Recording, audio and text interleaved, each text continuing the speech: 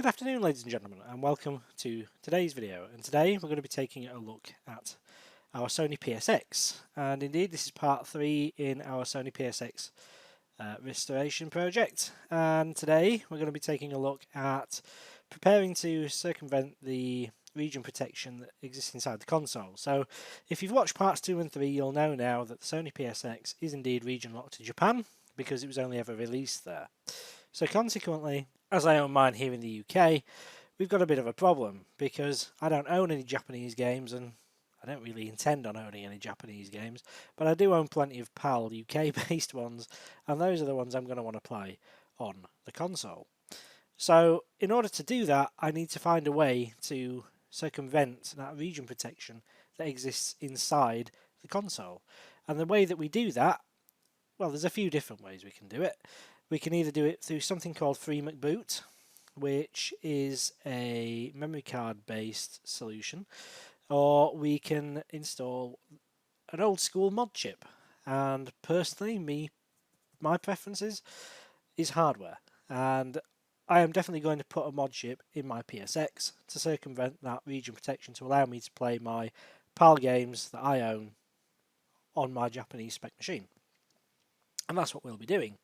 But we do have a bit of a problem with that, and that is, well, obviously the PSX was very short-lived. It was just over 12 months in the market, and it was a bit of a footnote in PlayStation history. Nobody really knew it existed outside of Japan, really. The mod chip manufacturers at the time didn't really care for it. It was Japan only, it was low volume, not many people had them, and the people that did, well, it was probably a DVR first and a PlayStation second. So nobody ever pushed to install mod chips at all on those machines. So what do we do with that then? Well, it's got the full baked PS2 hardware inside the unit, as we well know. So installing a mod chip is possible, and it can be done, and people have done it. They've used mod bows and things like that, and you can see examples of that around the internet. But we're not going to be using a mod bow. We're going to be using something a little bit nicer. That's right, there's no mod bows where we're going. This is a genuine full-fat green dot matrix Infinity. Brand new old stock. So these things are direct boot. You can force boot to memory card, hard disk drive PS2 mode natively. It offers DVD region 3 support. It's got 512 kilobytes of onboard flash memory. Supports PAL, NTSC and NTSC-J. There's no jumpers to set. It has a very good Actel based FPGA. Stealth mode, DVD9 support, multi-disc support and PS1 anti-mod support. This thing is the granddaddy of PlayStation 2 mod chips. And we'll be sticking this one inside our very special PSX. That's right, a genuine bona fide Matrix Infinity. This one, in fact. And this one is the one that we're going to be installing in our PSX. The only problem we've got is there's no installation diagrams for them. As I said, they were a footnote in PlayStation history, and the mod chip manufacturers never touted them as a PSX solution. Now, they will work because the full-baked PS2 hardware is inside the machine, but how the hell do we know how to install it? Well, that is what we're going to be doing today. How do we learn about the present? We look to the past. See, Agent Mulder's got the right idea. So what we're going to be doing is we're going to use an old PS2 fat motherboard to work out where we can install our shiny new Matrix Infinity onto our Sony PSX. And we're going to do that by looking at the large chip in the middle of the board, the Sony Computer Entertainment Inc. CXD3098Q. It's a big old DSP, digital signal processor, and it basically handles signals from all sorts of bits and pieces across the board, but namely it has interaction with the BIOS and CD-RD controller, and between those 2 points, that's where the biggest part of the attack surface for a PS2 mod chip lives. So consequently, if we can trace those points back from the various components that make the system up and trace them back to the associated pins on the CXD3098Q, then what we can do is we can open our PSX, find that CXD3098Q on that particular motherboard, and from there we can trace those points back out to find where we can solder our wires to install our mod chip. Indeed, and that's where this comes in. So this is my version 7 PS2, one of 2 in my collection in fact. And we're going to be using that particular board there to work out where on our PSX we can install our Matrix Infinity mod chip. So what we're going to do is we're going to use a multimeter. We're going to trace those points back to that CXD3098Q, and then once we've got the points mapped on the chip, we can go to our PSX, find the same chip, and then basically reverse what we've just done and map the points back out and find somewhere nice that we can install to. Sounds good? Let's go do it. Okay, so the first thing we're going to want to do is get the installation diagrams for our particular motherboard that we're going to be using to help us to find the points to install to. So the way we do that, because of course all the mod chip manufacturers' websites are long since gone, we can use this, the Wayback Machine at web.archive.org, and we can use this site to find the old mod chip manufacturers' websites. Now in this case we need infinitymod.com.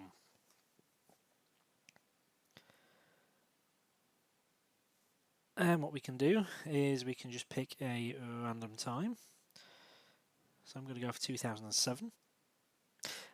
And I'm just going to pick a date and a snapshot at random.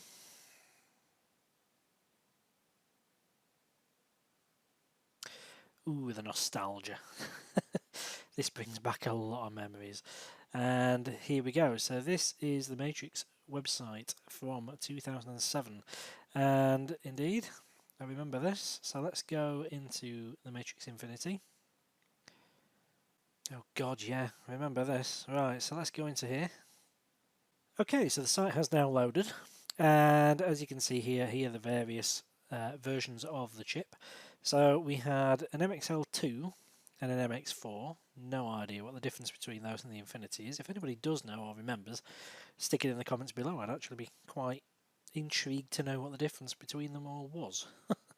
But anyway, so we've got the Infinity and we've got the Homebrew. Now the Homebrew was one that we got in Europe and the US, because the DMCA in the US and the similar legislation over here meant that they couldn't sell anything that circumvented copyright. So a load of resellers and stuff got locked up, for want of a better way of putting it. But the way around it was to basically make it so that the chips wouldn't boot any copied games at all out of the box. You had to basically download the software and flash it. Now that software is available on this website, so if you do end up with a homebrew version, if you find one at some point and it's not booting backups, then it's always worth downloading the software from the Matrix team site, which is available through web.archive.org, and the downloads are still active on this site, so you can still get hold of the firmware if you need to, but for me it doesn't really matter. I'm just going to go into Matrix Infinity. They're both the same, it's just the software that differs between the two, but as I say, even then, if you want to convert a homebrew to a full fat Infinity, it's quite easy to do so. Okay, so this is the page loaded, and as you can see, these are the details about the Infinity. We've got some specs and things there, which you can pause and review in your own time, I suppose. But then we're down here to the installation diagrams at the bottom. So we've got a version 7 PAL motherboard at the moment, but we need the installation instructions for NTSC-J, so Japanese spec machines. So we're going to go into V7 V08, and although our machine is a PAL V7, we want the Japan Taiwan V7 V8. Now the points are very, very similar, it's just the CD/DVD controller points that differ. Because the Japanese versions have this additional H point, we in PAL territories only have the I point to worry about. And as you can see here, here is the installation diagram. So what I'm going to go ahead and do is print that. Very nice. And we can use that then to start scribbling on. What I'm also going to do is I have taken a photograph of the system BIOS chip and the CXD3098Q. I've got a really nice big sort of clear picture of both of those chips. I'm going to print those out as well, and then we can fully map everything and draw and annotate it as we need to when we start mapping our points out on our motherboard. Let's get these printed out, then we can get cracking. And there we go. So we have our documents printed out. I've also done a copy of the BIOS as well, so I took a photo of that because that'll be useful potentially. And obviously we have the CXD3098Q, and we have the V7 installation diagram for PAL Taiwan PS2. Okay, so what we can do now is we can go ahead, start doing some work, and we'll show you how you can pin out that installation diagram to find out where we can go on our PSX. Okay, so I'm going to start off by making excuses for myself and saying that this is not the easiest thing in the world to record, and it isn't. At the moment I'm kind of stuck on this little small desk on my home office. My camera setup is not anywhere near sort of where I'd like it to be for this, and consequently this is going to be a bit awkward, I think, but we'll have a go anyway. So there's a few things you're going to need in order to be able to have a go at this yourself, and you can see those in front of you. So we have the old PS2 motherboard. You can even use a Slim or anything like that. You can use pretty much anything you've got lying around, to be honest. You can use, as long as it's got that CXD3098Q chip, you're going to need a multimeter, you're going to need a pen, and you're going to need your installation diagram for your mod chip, as well as, you know, a nice clear picture of that CXD3098Q. Now my printer at the minute is misbehaving and it's chucking lines down everything, even though it's pretty much brand spanking new, and I'm not best pleased with it, but never mind. At least we can see the chip and we can see what's going on. Okay, so what do we do next? Right, well this is quite simple. So what we're going to do is we're going to take our multimeter and we're going to put it in continuity mode. That is the mode where our multimeter will beep whenever our two probes are touched together. Okay, and you'll notice here the readout on the multimeter screen. Now that is particularly important. Now at the minute, if I just zoom into this, hopefully you'll be able to see. Okay, so that says OL. OL is open line. OL, open line, means no connection. On some multimeters it will be displayed as a number 1. You might see something else, but more often than not it's going to be either OL or number 1. The 1 signifies infinite resistance. OL, open line, the same thing. Basically means that there is no connection between the 2 points. However, once those 2 points are directly connected, i.e. the points on the multimeter probe, that completes the circuit. The path is now directly connected, and you're going to see something like 1 ohm, less than 1 ohm. As close to 0 as is possible, really. So just to show you, once those points are directly connected, we get an incredibly low resistance reading. And that is going to be important because on motherboards and things like that, and logic circuits, it's quite normal sometimes to see readings which make the multimeter beep, low resistance readings, you know, that don't necessarily show 1, less than 1. You know, they might show, say, 20, 30, 40 ohms. So we're going to need to pay attention to that as we probe out our chip here. But other than that, you know, let's get cracking. So the first thing we'll do, and I'm not going to show you every point because frankly I don't really see the point and it's going to be pretty awkward to film as it is, but I'll show you a couple of the points to show you the general gist of what we're going to do here. And obviously anything out of the ordinary, or anything I can't find on that CXD3098Q, we'll go over in a little bit more detail. Okay, but what I will do is, first of all, we're going to start over here. Now I'll probably superimpose some of this on the screen from the installation diagrams on my images and things, because it's going to be easy to do that rather than trying to wave the stack of paper in front of the camera and everything else, because I'm already running out of space. So that's what we'll do. I'll move my phone out of the way because there's no need for it to be there.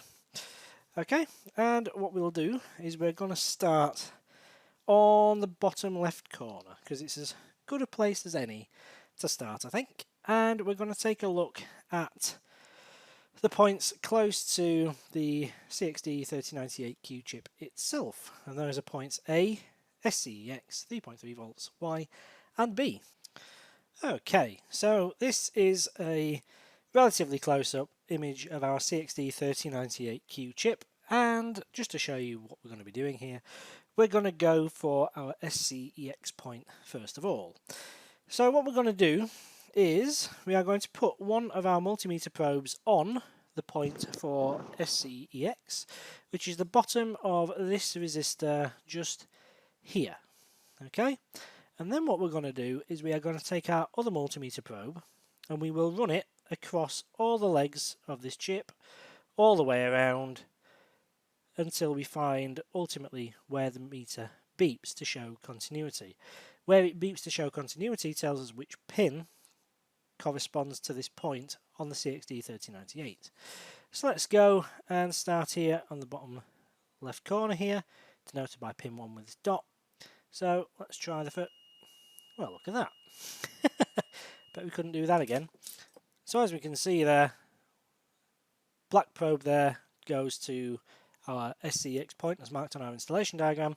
Our red probe, then, as I say, we run around each pin in turn, but as you can see, first pin, we're getting a reading on the multimeter screen, and I can't show you this because I can't show you the camera, but we're getting a reading of 0.6 ohms, which is less than 1, which is a direct connection, and as you can hear, the multimeter is beeping. And what that tells us is that there is a direct connection between that installation point and that particular leg of the chip. And that particular leg of the chip is right on that first pin. So, what we'll do is I will zoom out ever so slightly. We'll remove our motherboard. We'll come in here with our big old picture of our CXD3098Q, and it was pin 1. Right in this bottom left hand corner, so we'll draw a line in there and we'll denote it, so SCEX. Okay, so that's our SCEX point. Lovely. So our next point is, I don't know, let's go for 3.3 volts. Okay, so 3.3 volts. 3.3 volts is this little pad all the way down here. So this test pad here is the point for 3.3 volts. So what we can do is we can run our multimeter probe all the way around this chip to find our 3.3 volt line. And that's what we'll do. So one pin on there, and we'll run across all these various places until we find something that beeps. Okay, 40 ohms.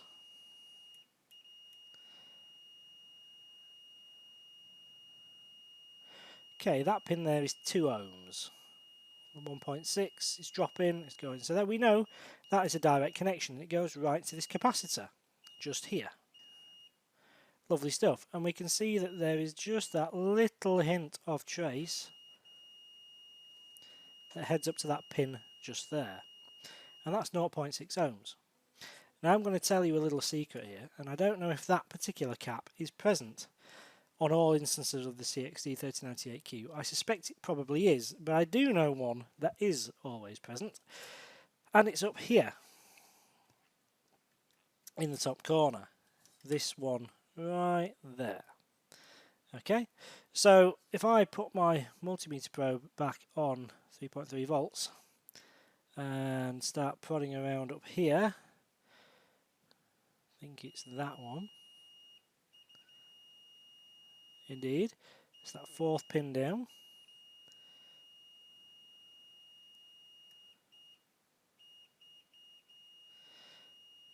But that's the wrong side of the capacitor. We were getting a 40 ohm reading there.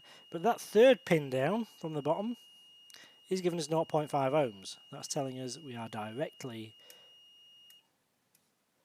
on the 3.3 volt rail. So the third pin down from the top left hand corner, that pin right there,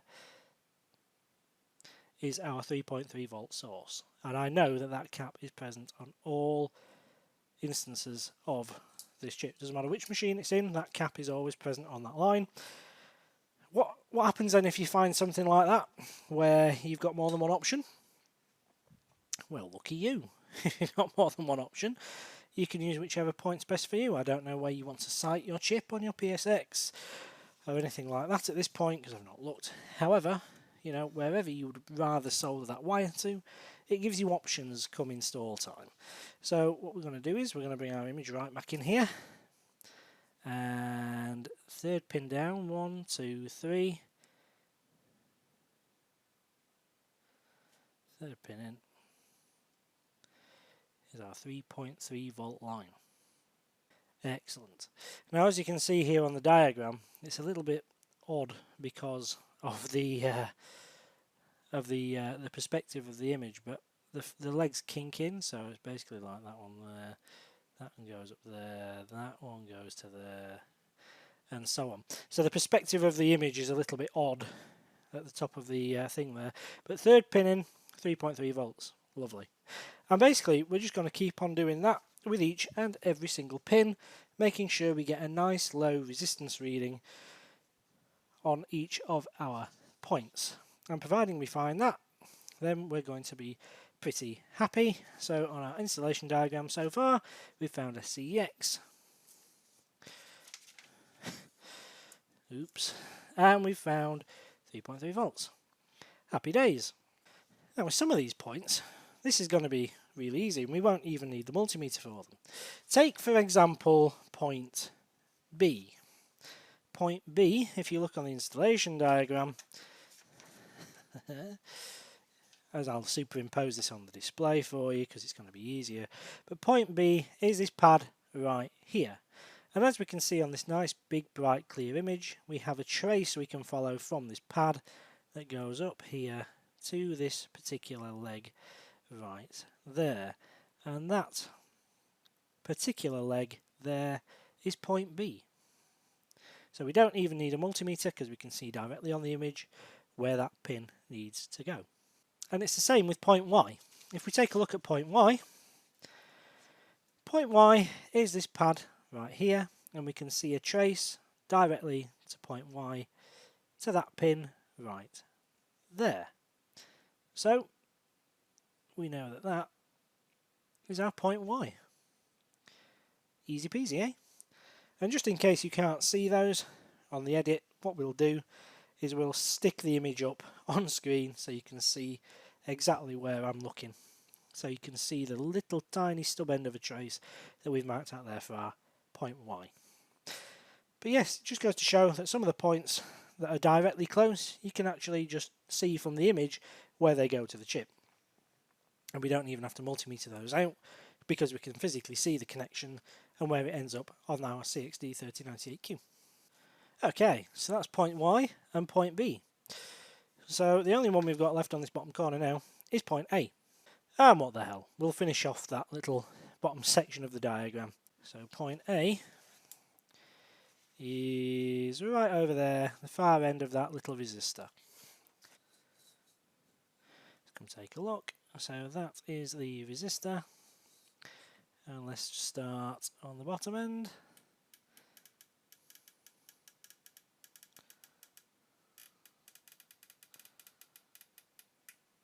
Nothing there.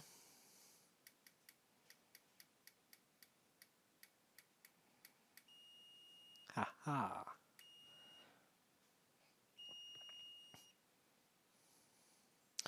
We found it somewhere up here.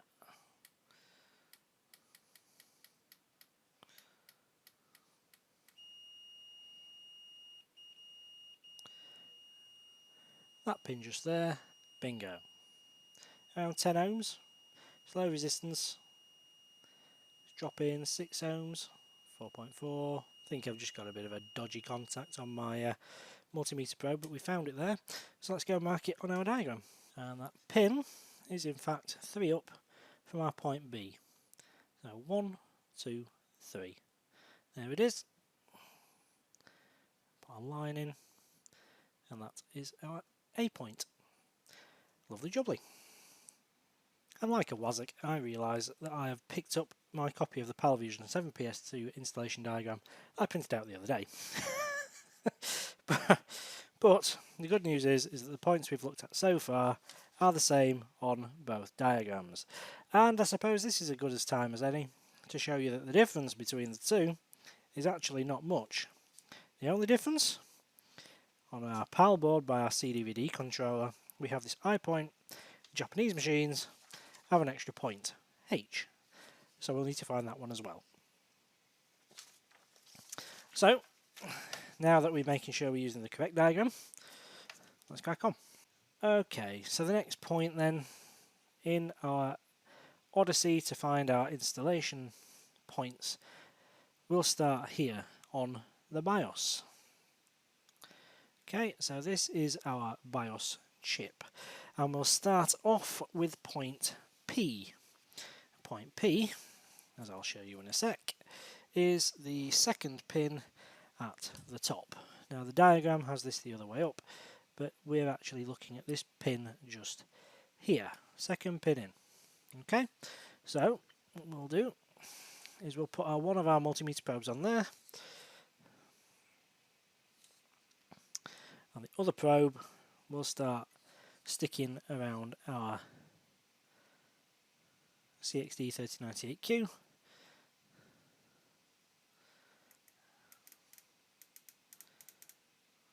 See if we can find it.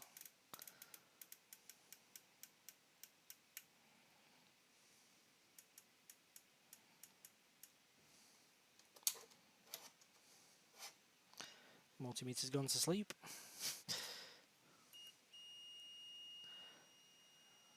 Okay, so we have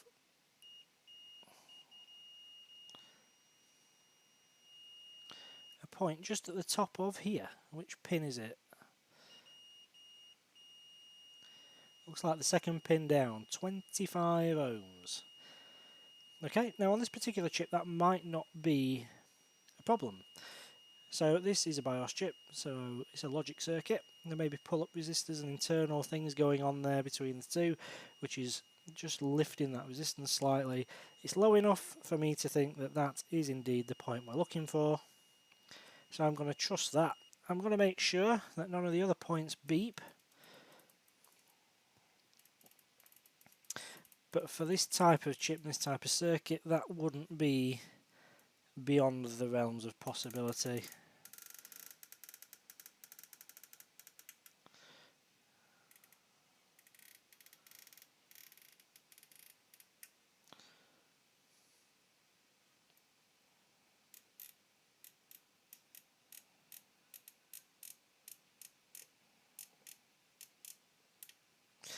Yeah, so we only have that one particular pin that beeps.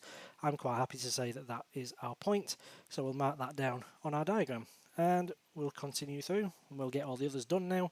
I'll do them off camera, and we'll come back with any that we can't find. We'll take a further look into. So, we've been through our diagram now, and we've got more or less all our points covered. So, if you remember, on camera we did these bottom points here, and then we showed you point P. And in fact, we did have slightly raised resistance on that portion of the circuit, but that's to be expected. And there's similar observed on most of these points here, apart from W, which we'll go into in a sec. The CD/DVD controller points H and I were found, and what else have we got? Okay, so we've got resetting ground, which again we need to have a further look into. So let's have a look then at the ones we couldn't find. So there were 2 points on the board we couldn't find at all, W and reset. So I couldn't find those anywhere near our 3098Q, which means we're going to have to find these on our PSX when the time comes to it. And obviously ground. Now ground I'm not too worried about, because ground we can easily find on our PSX. That's not going to be a problem. The points that we do need to find, however, are W and reset. Okay, now then, we can't find them on this board talking to CXD3098Q. So how do we find them? So what we're going to do is we'll take a look at point W first of all. And W, of course, is our BIOS chip. Now W on our diagram goes to this point here. So this big test pad here is point W. Okay, now then, I don't know if you can see this on the diagram. I think you can. There's a trace that goes up to this test pad, and then it runs all the way back up here to this pin. Okay, so this pin here is pin W. So that's our W pin. So why are we marking it there? So what we can do is, when we trace our circuit back out on our PSX from the 3098Q and we find our BIOS chip, which should be quite easy because 1, the multimeter will tell us, but 2, any PlayStation related chips on the board will be marked SCEI, Sony Computer Entertainment. The SCEI chips are the PlayStation chips. So that gives us a little bit of a clue as to which one might it be, and then we can use our multimeter to probe these points back out. Once we've found that, the footprint may be different, but our W pin here is this pin. So 1, 2, 3, 4, 5, 6, 7, 8, 9, 10, 11. It's the 11th pin on that bottom row. So we can have a look there and we can try that for our W pin. Okay, so we're quite happy with that. So we'll have a look into that one, but that gives us a clue where we can find that. The one we can't find that we may have to do a little bit more digging on is this one. So this one here is the reset pin. The reset pin is something we can have a look at on our motherboard, but we do need to sort of work something out about it, and that is, if it's not on our 3098Q, how the hell are we going to find it on our PSX? And that is a good question. What does that reset pin actually do? Well, the reset pin is the pin that the mod chip looks at for its function change.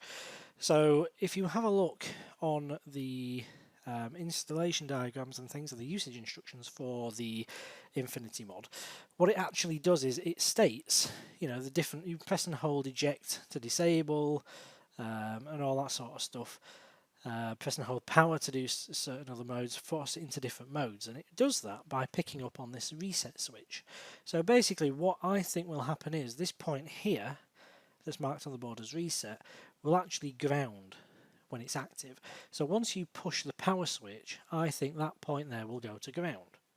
Okay, and that's how the circuit, that'll go back to a little IC somewhere around here, which will then pick up on that signal and act upon it accordingly. The chip is basically tapping that signal so it can itself work out what it is that it's being requested to do. And we can test that theory out quite easily. So what we can do is we can get our version 7 motherboard back in here. There it is. Now this is not going to be the easiest thing to film in the world. So this is our power switch from our PlayStation, and we're going to plug this directly into the port.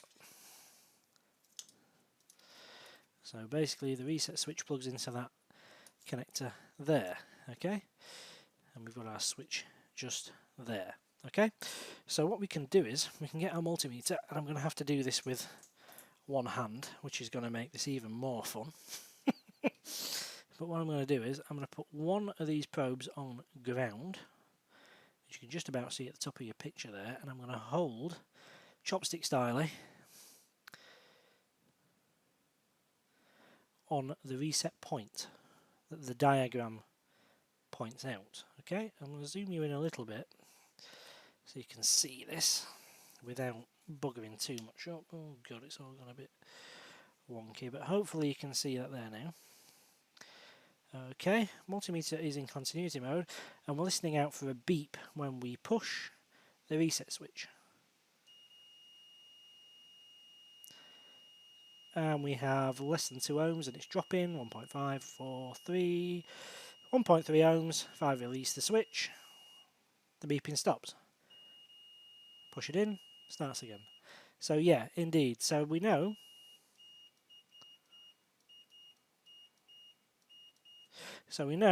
that this point here,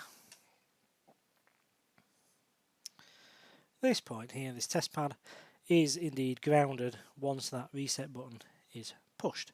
So we can find that again in the same sort of way on our PSX. Basically what we'll do is we'll have a look where the front panel ribbon comes in. We'll find which of these, we'll put one probe on ground, and we'll find which of these pins beep on the PSX, and then we'll follow that point back out, hopefully to a little test pad somewhere where we can easily solder a wire to tap the signal. And I do believe that is us more or less finished with that one.